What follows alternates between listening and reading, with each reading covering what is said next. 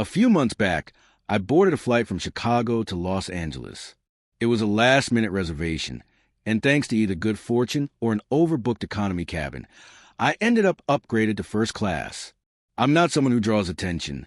Hoodie, faded jeans, and well-worn sneakers are my usual look, but I wasn't about to turn down a roomy seat and some breathing space.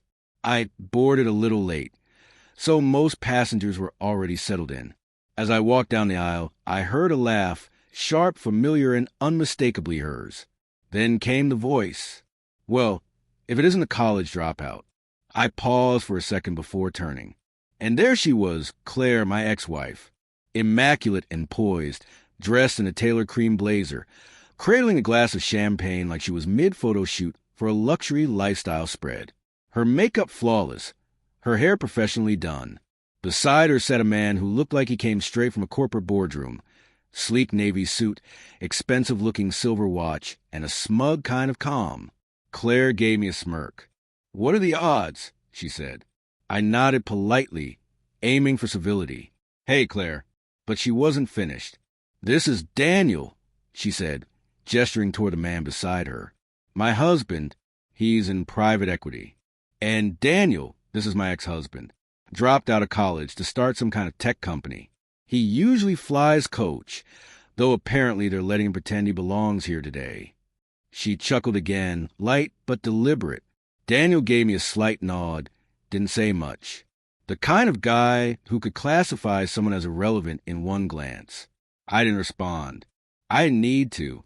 It had been almost 7 years since Claire and I divorced, and I'd spent a lot of time learning how not to let her words dig under my skin. Back when we were together, I had just launched my first startup. It was chaos. No money, no stability, no guarantee to go anywhere. Claire used to say I was chasing ghosts. Eventually, she left. Said she needed a future she could rely on, money, comfort, a life she could parade around. I wasn't that man. At least not then. My seat ended up across the aisle from them, close enough to hear every word. She made a few more snide remarks, quiet, but not so quiet that I couldn't hear them. Comments like, "Some people never grow up," or "Entrepreneurship is just a fancy word for unemployed." I kept my expression neutral. About an hour into the flight, I connected to the in-flight Wi-Fi to catch up on emails. That's when it hit.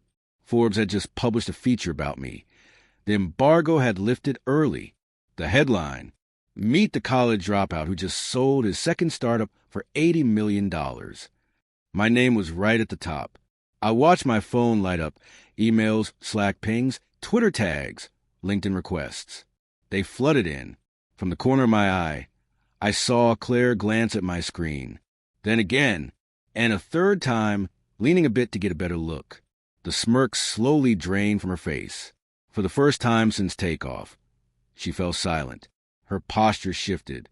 She looked uncertain. I didn't say a word. Just kept scrolling through messages. One from a CTO at a company that had once turned me down for a job. Another from a venture capitalist who used to ghost my emails.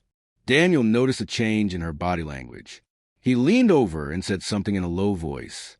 Claire mumbled a reply, barely audible. Her earlier confidence was nowhere to be found.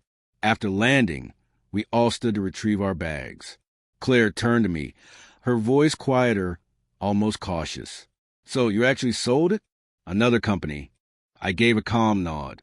"Yeah, finalized the deal last month." She looked like she wanted to say more, maybe a backhanded compliment, maybe even an apology, but stopped herself. Daniel reached out his hand and smiled. "Congrats, man. That's huge. We should grab coffee sometime. I dabble in tech investments myself." I shook his hand, steady and relaxed. "Sure, if time allows." Then I walked off the plane. Outside, my driver stood waiting, holding a sign with my name. Not to show off, just part of how I travel now. Because I can. As I approached the car, I noticed Claire and Daniel spot the sign. Her eyes widened slightly. I didn't look back. This wasn't about revenge. It wasn't about proving her wrong. But in that moment, it felt damn good.